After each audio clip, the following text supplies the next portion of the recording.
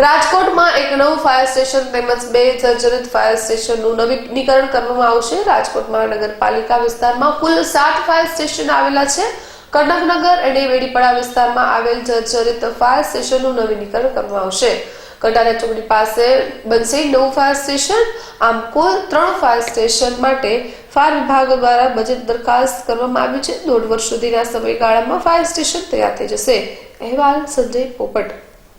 રાજકોટ મહાનગરપાલિકા વિસ્તારમાં કુલ 7 fire station આવેલા છે, તેમજ એક ઇમરજન્સી રિસ્પોન્સ સેન્ટર આવેલું છે, જે પૈકી એક કનકરાળ ફાયર સ્ટેશન છે, બસ સ્ટેન્ડની બાજુમાં આવેલું છે, જે જૂનું છે તેને ડિમોલિશ કરીને નવું ફાયર સ્ટેશન બનાવવાનું છે, જેમાં અત્યારે હાલ કામગીરી જ્યાં સુધી બને ત્યાં સુધી અન્ય જગ્યાએ તે વાહનો અને આખું ફાયર સ્ટેશન ખસેડવાનું હોય તો ટેમ્પરરી જ્યાં બીજી જગ્યાએ નાગરિક બેંક સિલેક્ટ કરી છે, નાગરિક બેંકની સામે ટેબલ રોડ ઉપર, તો ત્યાં અત્યારે ટેમ્પરરી સ્ટેટનું ટેન્ડરની પ્રક્રિયા ચાલુ છે અને અત્યારે કનક રોડ ફાયર સ્ટેશનનો પ્લાન પાસ કરવાની પ્રોસેસમાં છે। બીજું છે બેડીપરા ફાયર સ્ટેશન, જે પણ જૂનું છે, એની સ્ટ્રક્ચરની ને એના રિપોર્ટિંગનું જે તે લગત સિટી એન્જિનિયર દ્વારા ચાલુ છે। ત્રીજું કટારિયા ચોકડી આગળ કાળાવડ રોડ, ત્યાં એક આપણે નવું ફાયર સ્ટેશન બનાવીએ છીએ।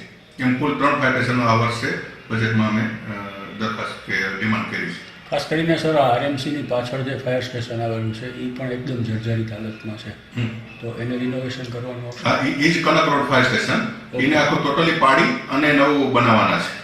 ઓકે, કેટલો સમય અંદાજે લાગશે આ બધી? એમાં આખું બાંધકામનું સિટી એન્જિનિયર દ્વારા કરવામાં આવતું હોય સર, પણ અત્યારે મારી જાણ મુજબ, કારણ કે અમે ડે ટુ ડે મળતા હોય, જેમાં એને એ બનાવવા માટે અત્યારે જે હયાત ફાયર સ્ટેશન છે એને વાહનોના આ વિસ્તારમાં પહોંચી શકે એટલે નિયરેસ્ટ કોઈ બી અમે ઓપન જગ્યા ગોતી અને ત્યાં ટેમ્પરરી શેડ ઊભા કરીને જ્યાં સુધી 1.5 વર્ષ જેટલો સમય લાગતો હોય તો ત્યાં સુધી ત્યાં શિફ્ટ કરશું। એટલે એનું પણ જે સ્ટ્રક્ચરનું એ લોકો આપણે સિટી એન્જિનિયર દ્વારા ટેન્ડરની પ્રક્રિયા કરવામાં આવે છે।